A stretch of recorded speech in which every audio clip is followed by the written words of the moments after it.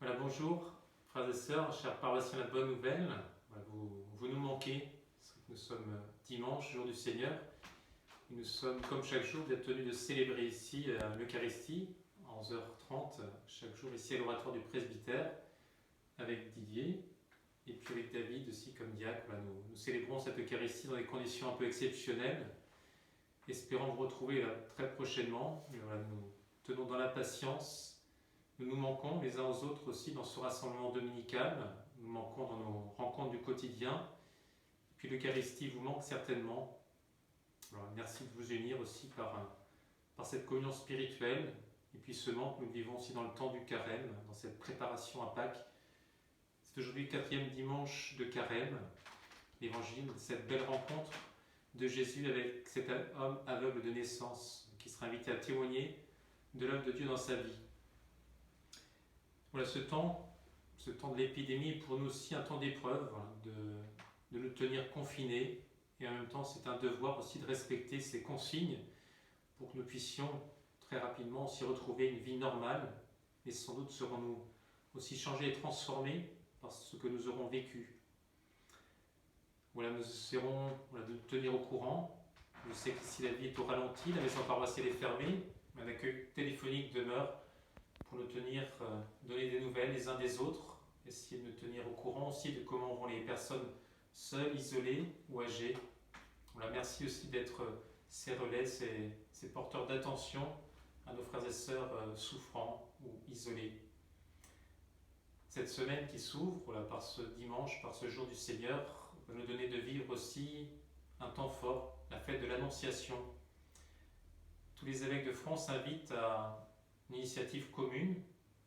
Mercredi soir à 19h30, les cloches des églises sonneront. Nous ferons sonner les cloches des différentes églises de la paroisse. Nous pourrons nous unir aussi à cette initiative par la prière. Et aussi, si nous souhaitons mettre une veilleuse, une bougie sur nos balcons, à nos fenêtres aussi, et prier particulièrement pour les soignants, les personnes souffrantes qui sont éprouvées aussi durant ce temps d'épidémie. Voilà, les rendez-vous ne manquent pas. Certains ont pris l'habitude, par Internet, par la télévision, par RCF aussi, de s'unir, de faire ensemble communauté pour prier, particulièrement en ce temps de carême. Nous voulons nous tenir les uns les autres dans la prière.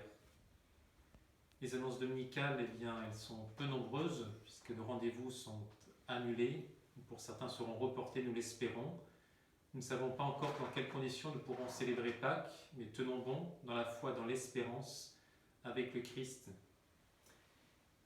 D'autres rendez-vous, d'autres informations vous parviendront par le site internet de la paroisse, et puis aussi une page a été ouverte au nom de la paroisse de la Bonne Nouvelle. Voilà, ceux qui sont sur ces réseaux, je vous invite à y aller de temps en temps pour avoir des informations plus récentes.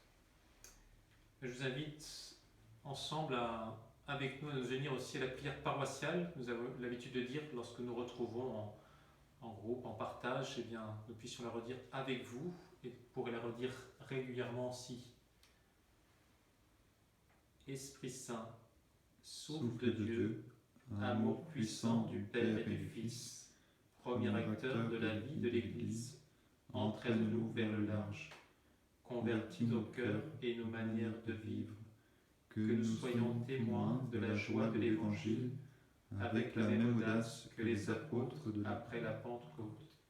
Que tous les baptisés de notre paroisse soient de vrais disciples missionnaires, enracinés dans la prière, fraternels entre eux et avec tous, compagnons de route des plus pauvres et des plus vulnérables, serviteurs audacieux de la bonne nouvelle de Jésus-Christ aux habitants de nos quartiers et de nos communes.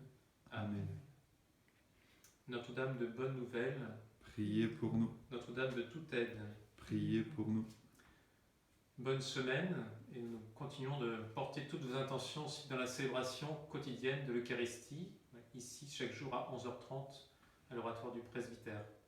Bon dimanche et bonne semaine.